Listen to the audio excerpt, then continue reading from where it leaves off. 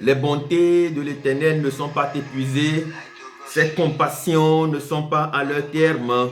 Elles se renouvellent chaque jour. Ô Dieu, que ta fidélité est grande. Ô Dieu, que ta fidélité est éminemment grande. Bien-aimés dans le Seigneur, peuple de Dieu, la fidélité de notre Dieu est un grand bouclier.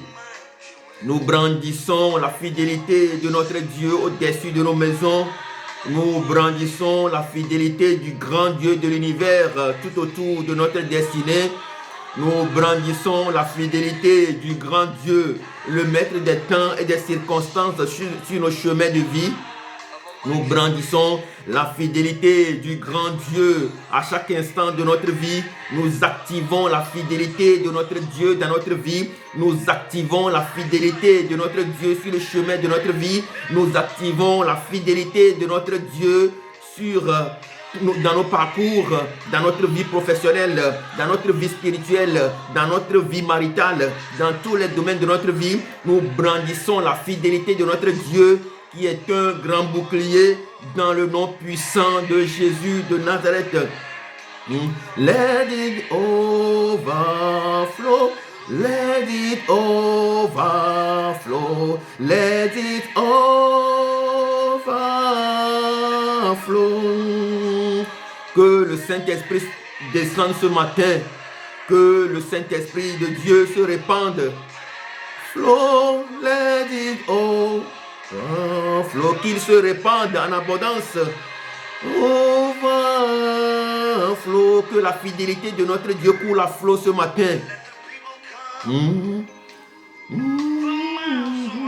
Bien-aimés dans le Seigneur, peuple de Dieu, la fidélité de notre Dieu est notre bouclier.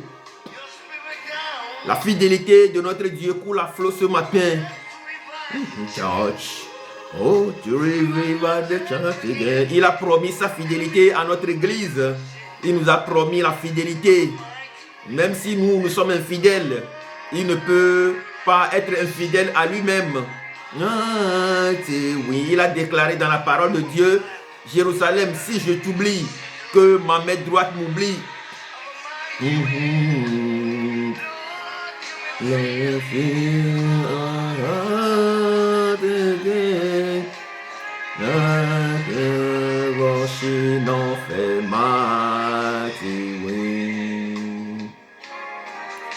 Bien-aimés dans le Seigneur, peuple de Dieu, aujourd'hui nous parlons d'un sujet sensible.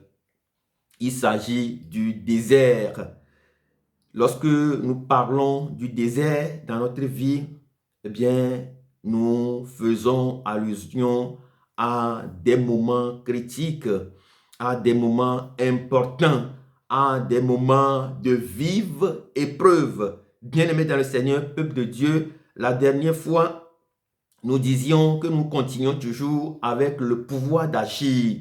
Lorsque nous faisons allusion au pouvoir d'agir, eh bien, nous partons du constat que nous avons trois grands ennemis. Nous avons trois grands ennemis. Ils sont les suivants. Il y a bien évidemment le manque de révélation, manque de vision, manque de visibilité, manque de connaissance. Eh bien, c'est le plus grand ennemi de l'homme. Deuxième chose, nous avons l'interprétation, le manque d'interprétation, le déficit d'interprétation ou la façon dont nous interprétons les choses de manière malencontreuse. Et le troisième plus grand ennemi de l'homme, bien sûr, c'est notre orgueil. La Bible déclare que Dieu résiste aux orgueilleux. Lorsque nous sommes orgueilleux, ça veut dire simplement que nous tenons quelque chose dans la main que nous ne voulons pas relâcher, que nous ne voulons pas laisser tomber pour avancer, pour recevoir d'autres choses, pour véritablement expérimenter la miséricorde, la compassion, la générosité de notre grand Dieu. Bien-aimés dans le Seigneur, aujourd'hui, nous allons voir le désert de notre vie. Parce qu'au départ, nous avions dit que pour pouvoir accéder à une plus grande possibilité d'agir, au plus grand pouvoir d'agir en Dieu, eh bien, le premier pas que nous devons mener, c'est donc le pas de la révélation. Nous devons avoir la révélation. Si nous n'avons pas la révélation, nous ne pouvons pas marcher avec Dieu. On marche avec Dieu dans la révélation, par la révélation, avec la révélation et dans la foi. C'est dans la foi, par la foi que nous marchons dans la révélation avec notre Dieu. Vous ne pouvez pas marcher avec votre Dieu sans la révélation. Vous ne pouvez pas marcher avec notre Dieu sans que lui-même, il ne se révèle à vous. C'est quasiment impossible de prétendre marcher avec notre Dieu, marcher avec l'Éternel des armées, le rocher des âges, le Dieu mystérieux, le Dieu puissant, le Dieu incroyable, le Dieu fort, le Dieu saint, le Dieu puissant, le Dieu qui demeure dans une lumière inapprochable. C'est quasiment impossible d'adhérer à sa vision, à cette vision que nous marchons avec lui si lui-même, il ne se révèle pas à nous. S'il ne se révèle pas, c'est bien sûr que nous n'avons pas cherché ou que nous ne voulons pas chercher véritablement à le voir. Sinon, tous ceux, celles-là qui ont cherché à voir la face de Dieu, Dieu s'est révélé à eux. Nous voyons tous ces grands personnages de la parole de Dieu, ils ont cherché à voir le visage de Dieu. Il y a une chanson qui déclare « Je cherche le visage du Seigneur ». Nous devons chercher le visage de notre Seigneur. Nous devons chercher la face de notre Dieu si nous voulons véritablement le voir, si nous voulons véritablement le rencontrer. Eh bien, nous avions dit que sans la révélation, nous ne pouvons pas prétendre rentrer en contact avec notre Dieu. Nous ne pouvons pas prétendre véritablement marcher et nous ne pouvons pas prétendre véritablement avoir le pouvoir d'agir. Nous ne pouvons pas développer notre pouvoir d'agir. Nous ne pouvons pas avoir le pouvoir de marcher sur le scorpion, le dragon et sur toute la puissance de l'ennemi. Nous ne pouvons pas être véritablement une barrière. Nous ne pouvons pas véritablement stopper le coup. Notre organisme ne peut pas stopper le coup du poison. Souvenez-vous, Jésus-Christ a dit, même si vous prenez du poison, vous ne serez pas atteints. Où sommes-nous aujourd'hui? Où en sommes-nous? Bien-aimés dans le Seigneur, peuple de Dieu, est-ce que nous continuons toujours d'être dérangés par le lion, le scorpion, le dragon, le poison? Où en sommes-nous avec notre foi en Dieu? Dieu ne peut véritablement pas nous confier ce grand pouvoir d'agir si nous ne cherchons pas à voir sa face, si nous ne cherchons pas à découvrir qui il est exactement. Bien-aimés dans le Seigneur, peuple de Dieu, aujourd'hui, nous parlons du désert, la deuxième étape qui est fondamentale dans notre vie pour pouvoir avoir à une plus grande possibilité d'agir, pour pouvoir avoir accès à la puissance de Dieu, au pouvoir de Dieu, à la grandeur de Dieu, à la justice de Dieu, au jugement de Dieu dans notre vie. Eh bien, c'est le désert. Bien-aimé dans le Seigneur, peuple de Dieu, le désert est incontournable dans notre vie. Que tu sois riche, ou pas, que tu sois pauvre ou pas, bien-aimé dans le Seigneur, peuple de Dieu, le désert reste incontournable dans notre vie. Le désert, c'est tout ce qui nous met à l'écart. Le désert, ce sont des moments de vives épreuves, comme je venais de le dire tantôt. Ce sont des moments de vives épreuves. Ce sont des moments que Dieu a préparés pour pouvoir véritablement nous enseigner, nous enrichir, nous préparer véritablement pour que nous puissions avoir accès au pouvoir d'agir. Le désert, c'est comme le couloir de notre vie. Le désert, c'est comme l'intercession. Dans notre langue, on dit « Mozepli ». Donc, vous ne pouvez pas ne pas passer par le désert de votre vie. C'est impossible de prétendre vivre sur cette terre et penser, dire que nous ne voulons pas passer par le désert. Bien-aimés dans le Seigneur, peuple de Dieu, le désert, c'est un moment véritable. C'est un moment de dures épreuves. Autrement, c'est le Koh-Lanta de notre vie où nous cherchons véritablement à et où nous vivons une vie qui n'est pas la nôtre. Ça veut dire simplement que lorsque nous passons par des moments d'épreuve, des moments de dures épreuves, des moments d'embarras, des moments de dilemme, des difficultés, eh bien, ce sont des moments que Dieu prépare pour nous enseigner. Ce sont des moments que Dieu prépare pour nous révéler ses mystères. Il nous arrive même que nous disions des fois, que ce qui se passe dans ma vie, je n'ai jamais vu ça, je n'ai jamais prévu ça dans ma vie. C'est quasiment impossible pour moi que je puisse passer par cette situation. Bien-aimé dans le Seigneur, peuple de Dieu, Jésus même est passé par le désert. Même avant Jésus, nous voyons même le peuple d'Israël est passé par le désert. Même Noé, il est passé par le désert. Quand Dieu lui a dit, commence déjà par construire ton arche, parce que vous allez nécessairement passer par des moments de dures épreuves. L'arche est construite, eh bien, Noé a suivi toutes les instructions de notre Dieu et il s'est préparé pour cela. Il est rentré avec toute sa famille et selon toutes les instructions que Dieu lui a données pendant 40 jours, 40 nuits. Dieu va passer Noé par le désert, de moments de dures épreuves, un moment de vie qui n'est proprement pas le nôtre. Bien-aimé dans le Seigneur, peuple de Dieu, le peuple d'Israël est passé par là. Nous nous rappelons, la mer Rouge est fendue en deux. Ils sont passés par la mer, cette mer Rouge à sec. Ils sont passés par le désert. Bien-aimé dans le Seigneur, peuple de Dieu, ils sont passés par le désert. Le peuple d'Israël est passé par le désert. Noé et ses descendants sont passés par le désert. Même Élie est passé par le désert. Jésus-Christ, notre grand Dieu, le maître de l'univers visible et invisible, celui qui fait peur à l'occultisme, au maraboutage, celui qui fait peur à nos ennemis, aux obstacles, aux difficultés, aux problèmes de notre vie, lui-même, il est passé par le désert. Et quand il a fini sa marche dans le désert, il est sorti du désert, il a déclaré, l'homme ne vit pas seulement du pain. Matthieu chapitre 4.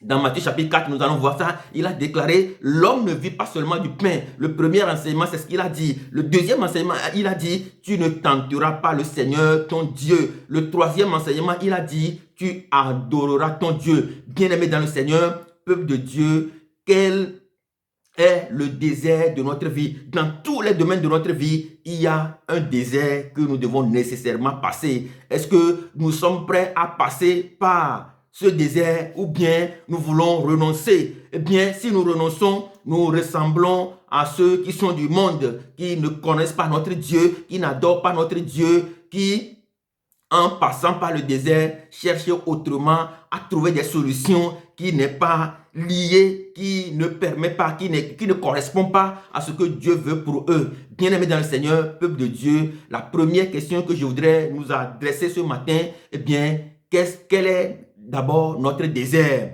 La deuxième question, elle est la suivante. Qu'est-ce que nous apprenons du désert de notre vie? Qu'est-ce que nous apprenons des déserts de notre vie? Le désert du peuple d'Israël, nous voyons même les rocs marchaient avec le peuple d'Israël. Sinon, où est-ce qu'ils ont trouvé le roc pour que Moïse puisse taper dessus et pour que l'eau puisse en jaillir? Bien-aimé dans le Seigneur, peuple de Dieu, dans le désert, il y a un roc qui a marché avec le peuple d'Israël. Qu'est-ce qui marche avec toi dans ton désert? Quel est le mystère que Dieu te révèle dans ton désert? Dans notre désert, il y a un mystère que Dieu nous révèle. Il y a un mystère que Dieu nous révèle. La plupart du temps, il y a des gens qui passent par le désert. Le désert, ça peut être même une maladie. Et il y a des gens qui passent par le désert, ils ont comme impression que Dieu n'existe même pas. Ils ont comme impression que Dieu n'est pas pour eux. Ils ont comme impression que Dieu les a complètement abandonnés, que Dieu ne veut pas d'eux. Bien-aimés dans le Seigneur, peuple de Dieu, dans notre désert, eh bien, souvent dans nos maladies, le mystère que Dieu nous révèle, c'est que Dieu est un être puissant et il ne nous parle que lorsque le moment vient de nous parler. Mais il est là. Le véritable mystère, c'est qu'il est là. Il est toujours là. Il marche avec nous. Dans le feu, il marche avec nous. Dans l'eau, il marche avec nous. Isaïe chapitre 41. Bien-aimé dans le Seigneur, peuple de Dieu, quel est le désert de ta vie? Qu'est-ce que tu vis actuellement comme désert? Quelle est la chaleur de ta vie? Quel est le feu ardent de ta vie?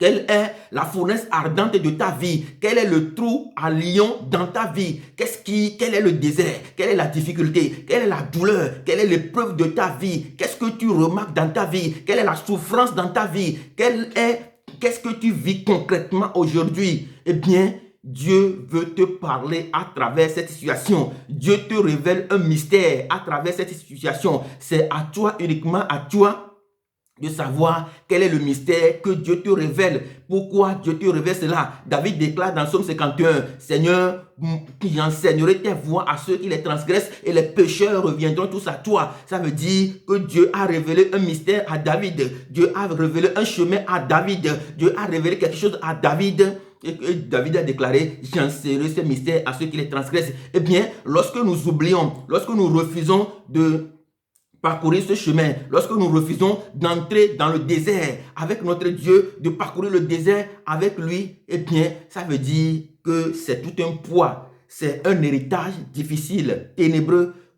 caillouteux, rocailleux que nous laissons à nos enfants. Ils sont obligés de passer par ce chemin. Si eux aussi, ils refusent de passer par ce chemin, bien-aimés dans le Seigneur, peuple de Dieu, nos futurs enfants, nos petits-enfants vont nécessairement passer par ce chemin. Eh bien, chaque désert que nous avons, c'est un moment où Dieu prépare pour nous enseigner, pour que nous puissions enseigner le chemin à ceux qui sont encore derrière nous. Nous devons passer par un chemin, nous devons passer par un désert pour préparer la voie. Nous sommes comme Jean-Baptiste, la voix qui crie dans le désert. Aplanissez les voies du Seigneur. Nous devons aplanir la voie, nous devons aplanir le chemin pour que quand nous aurons à sortir, eh bien ceux qui viendront après nous ne souffrent pas du même désert, ne passent pas par le même désert que nous. Bien-aimé dans le Seigneur, peuple de Dieu, quel est le désert de ta vie? Qu'est-ce que tu apprends de ta vie? Deutéronome chapitre 18, verset 9 à 14 déclare, quand tu seras sorti de ce pays,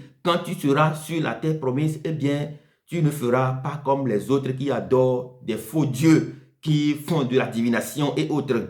Que ceux-là que Dieu chasse aujourd'hui devant toi, eh bien, ce sont des gens qui font de la divination. C'est pourquoi Dieu les chasse devant toi. Bien-aimé dans le Seigneur, peuple de Dieu, Dieu nous appelle, le Christ nous appelle. Il y a pas seulement nous uniquement, il y a certains peuples aujourd'hui sur la terre qui sont toujours dans le désert, qui marchent toujours dans le désert, qui vivent toujours dans le désert et leur désert reste interminable. Quelle est la cause de ce désert interminable? N'ont-ils pas appris de leur expérience? N'ont-ils pas appris de mystères que Dieu veut leur révéler dans le désert? Qu'est-ce qui se passe concrètement? Bien-aimé dans le Seigneur, peuple de Dieu, si ton désert reste interminable, si ton désert ne finit pas, si ton désert est continuel, eh bien, tu dois t'asseoir avec ton Dieu, car le moment est arrivé. Lève-toi et brille, car ta lumière approche, ta lumière arrive. Lève-toi et brille, car ta lumière, qui est ton Dieu, arrive dans ta vie. Bien-aimé dans le Seigneur, peuple de Dieu, confie ton désert à Dieu, marche avec Dieu, apprends quelque chose de ton désert. Dieu a un mystère à te révéler. Apprends quelque chose. Ce quelque chose va servir à instruire ta famille. Tu es le prophète de ta famille, tu es le prophète de ton village, tu es le prophète de ta ville, tu es le prophète de ton pays, tu es le prophète de tes proches. Eh bien, apprends quelque chose de cette situation que tu vis pour pouvoir instruire les autres. Bien-aimé dans le Seigneur, peuple de Dieu, Dieu vous bénisse abondamment et que sa fidélité soit toujours active dans notre vie pour que nous puissions véritablement aller jusqu'au bout, pour que nous puissions placer comme Zorobabel, pierre sur pierre, que nous puissions placer la pierre au milieu, notre pierre au milieu des acclamations, pour que nous puissions véritablement triompher, pour que nous puissions sortir au milieu des rameaux comme Jésus-Christ, notre grand Dieu, notre grand Maître, dans le nom puissant de Jésus. Soyez bénis. Amen.